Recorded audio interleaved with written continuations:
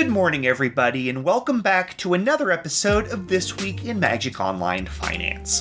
Thank you so much for joining me yet again, and I'm so excited to navigate the choppy waters of MTGO finance here with you again in 2020.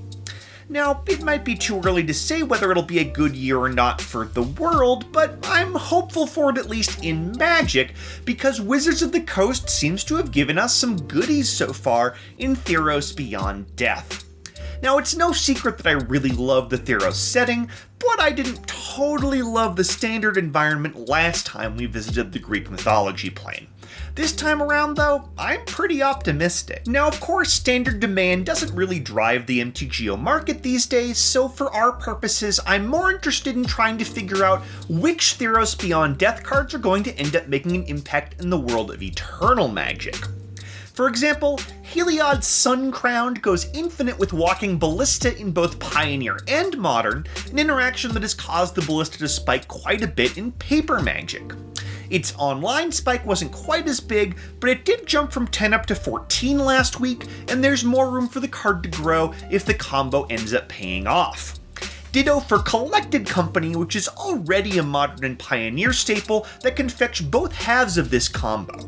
If the deck has legs in either Pioneer or Modern, expect all three of these cards to see a pretty significant jump in price. I'd also consider buying Lion's Eye Diamond right now, especially since the card is just 5 tickets on MTGO. And that's because of Underworld Breach, a brand new Yawgmoth's Will variant in Theros Beyond Death. In fact, I can imagine countless people wanting to try this interaction out in Vintage and Legacy Storm, whether it's good or not. Lion's Eye Diamond is going to be crucial alongside Underworld Breach, and the price should tick up as soon as Theros hits the digital shelves. I'd grab this Eternal staple before that happens. It's also worth noting that Idyllic Tutor is now in Pioneer for the first time after getting the reprint nod in Theros Beyond Death. The card is too slow for Modern, as noted by the fact that it's still readily available for less than a ticket, but that doesn't mean it won't find a sweet spot in Pioneer. Since the buy-in for Idyllic Tutor is still so cheap, I'd consider adding a playset to your next purchase just in case. You can get a full set of these for just a little more than a single ticket, so the risk is pretty low and the reward could be fairly decent. Let's move on now to Gaining Ground, where it's still all about Pioneer, despite the fact that the biggest gainer of the week is actually a standard legal card. I'm talking, of course, about CHANDRA Awakened Inferno, the core set 2020 rare that jumped 12 tickets this week from 36 all the way up to 48, despite not actually seeing much play anywhere. And this isn't set redemption related either, since core set 2020 passed out of that window about a week and a half ago. So what's going on? Well, it goes back to the simple fact that core set 2020 almost certainly has the lowest overall supply of any recent set, which says a lot considering how much the drafting of all these recent sets has tapered off on MTGO. And that means that even a small increase in demand can cause some pretty wild price spikes, like what happened with Vivian Arcbow Ranger late last year. Mono Red has taken off in Pioneer lately, and some builds of that deck run a CHANDRA Awakened Inferno or two, and that was really all it took for the price to explode. Will that be good enough to keep the price high? I highly doubt it. This card is only fringe playable in that deck, and its price chart looks to have already peaked. If I have any of these in my collection, I'm selling them all ASAP. Now, I'm a lot more bullish about another core set 2020 card that gained ground this week, Leyline of the Void. The former 50-ticket card gained just 4 tickets in value this week, climbing from 7 back up to 11, but I wouldn't be surprised if this is the start of a Leyline of the Void rally. Mono Black Aggro is back near the top of the Pioneer meta, and most current builds of that deck run 4 copies of Leyline of the Void in the sideboard.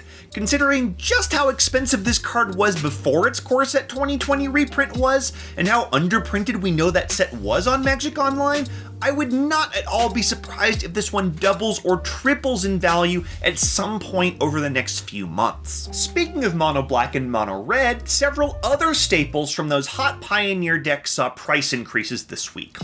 Mutavault and Kalidas Trader of Get are both on the rise again, so I hope you listened to me a couple of weeks ago when I told you that those two were likely to rebound early in the new year. Also up this week were Goblin Rabblemaster, CHANDRA Torch of Defiance, and Rekindling Phoenix. And all of these cards are still surging in price, and they're honestly much more likely to keep gaining ground than CHANDRA Awakened Inferno because they actually see a ton of play in top Pioneer decks. So if you're interested in playing with any of these mono black or mono red cards, I'd buy in sooner rather than later. Last up in Pioneer, Heroic Intervention doubled in price this week, gaining 5.5 tickets from 5.5 up to 11. This combat trick has become an essential part of the sideboard in pretty much every green deck in Pioneer, from mono green to Gruul aggro to Devotion to Bant Spirits. The card's price chart does appear to have peaked though, so I wouldn't be surprised if the 11 ticket value doesn't stick. That doesn't mean that the demand isn't there for this card though. Heroic Intervention sees a ton of legitimate play in Pioneer, and there were really good reasons behind its price spike. I'd wait and see if it settles down a bit before buying in, but it's still worth trying to find a way to add these to your collection if it does dip again. Over in Modern, there are a few cards showing signs of life after quite a long trip through the doldrums. Mox Opal and Force of Vigor each gained about 3 tickets this week, and both of those cards have actually been slowly climbing for a couple of weeks now. Granted, the overall format is still pretty close to its seasonal rock bottom, but all it'll take is an innovation or two, perhaps a new Theros Beyond Death card or a high-profile banning, to get people excited about this format again.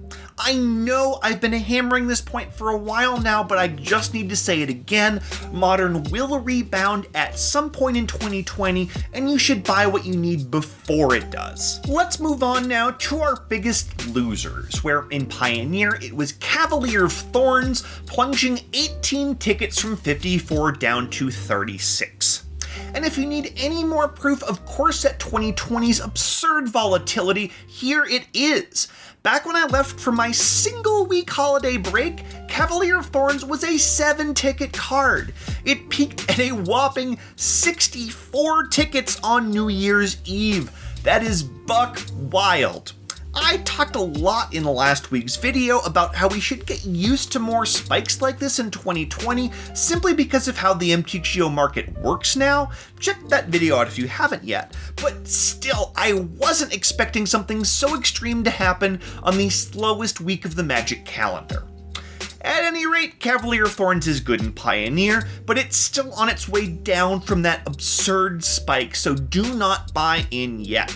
It'll probably keep dropping for at least another week, and CHANDRA Awakened Inferno is likely to join it on its plummet, so don't buy either of those cards now, wait until they hit bottom. Over in Modern, ICE-FANG COATL was our biggest loser of the week, dropping 4 tickets from 21 down to 17. Now, this Modern staple spent most of December gaining value, so the recent drop in price looks a little more like a simple market correction than anything else. ICE-FANG COATL still sees a ton of play in the format, and its paper price is still trending upwards. It also looks like its price chart online has stopped dropping and started to level out. Now, I don't think this card is poised to shoot up to 30 or anything, but if you've been waiting for a nice buy low window on this snake after a month of gains, well, this is it. Let's move on now to our sneak of the week.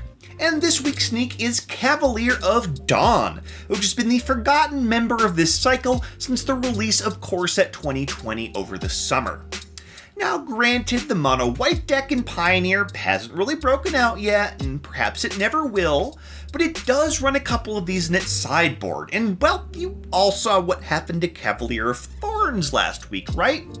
Also, Cavalier of Dawn has actually doubled in price over the past couple of days, surging from 2 all the way up to 4. And honestly, I'd just like to get in on the ground floor of one of these wonky Core Set 2020 spikes for once. This one doesn't have nearly as much upside as the other Cavaliers, but it is on its way up, and Core Set 2020 cards can go crazy at any time. 4 tickets is a low price for a lottery ticket like this, so I'm in for at least a copy or 2. As always, let's end the week by taking a look at the MTGO Trader sales data over the past 7 days. And this should give us a really good idea of which cards are the most popular on Magic Online right now, regardless of price increases or decreases. Looking at overall sales by volume, it was interesting to see Bone Crusher Giant and Fabled Passage both near the top of this list. Both of these cards are primarily used in standard play, though the Giant does show up in Pioneer from time to time. I don't see either of these cards gaining huge amounts of value going forward, but it does appear as if people are grabbing some standard staples before Theros Beyond Death drops. Right after a new set release is generally the one time of the year where standard playability does affect prices on MTGO, so if you're going to snag a few cards for some exciting new standard deck based on a fun new Theros card, I'd do it now before the set is released. In terms of overall sales by price, the winner is Oko, Thief of Crowns. Still. Yeah, I thought this was going to get to be the first week since its release that we could avoid talking about Oko, but nopo. The Simic Trickster is still in high demand despite being banned in 2 formats and seeing its price tag level off around the 35 ticket mark.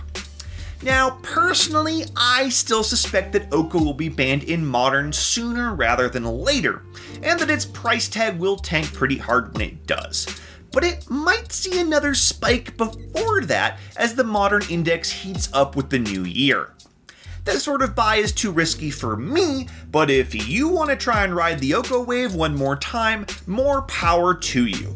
This is the lowest the card has been since it was released, so now's as good a time as any to give it a shot if you are going to. And that's all I've got for you today. Thank you so much for joining me, and I will see you again next Monday morning for another episode of This Week in Magic Online Finance.